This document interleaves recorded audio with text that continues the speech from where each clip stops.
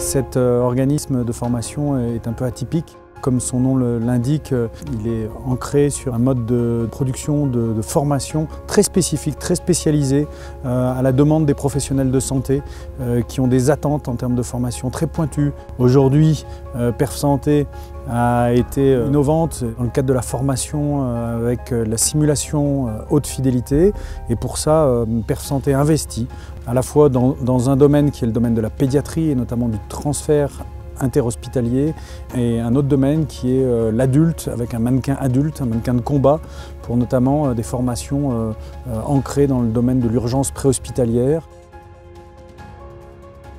L'exercice de ce matin était un exercice dans le cadre de l'ANMSM, l'Association nationale des médecins et secouristes sauveteurs en montagne. Et là, les stagiaires vont travailler sur un randonneur qui a eu une chute de pierre sur le crâne et qui, à la suite de cette chute de pierre, a déboulé, a glissé. Donc, le but de l'intervention, c'est qu'ils prennent en charge l'urgence vitale de la victime et qu'ils le conditionnent pour pouvoir l'évacuation. Et évidemment, un des éléments déterminants pour la validation de cette situation, ça va être la rapidité de prise en charge.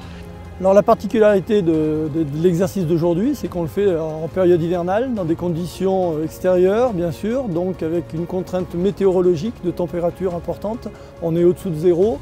Le mannequin nous offre des possibilités technologiques inégalées. C'est un outil exceptionnel, hein. Effectivement, on arrivera rarement à faire jouer ces situations par des stagiaires. Il change de couleur, il respire, il se met en anisocorie, on peut lui faire un pneumothorax, on peut faire des tonnes de choses. Le mannequin est assez réaliste.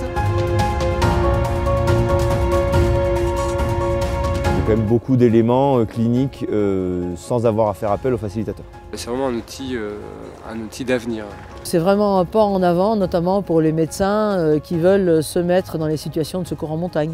Je peux en continu faire réagir le mannequin sur le plan clinique, sur le plan du pouls, de la tension, de la conscience, en fonction de ce qu'ils décident de faire, en fonction des drogues qu'ils injectent, en fonction de leur action.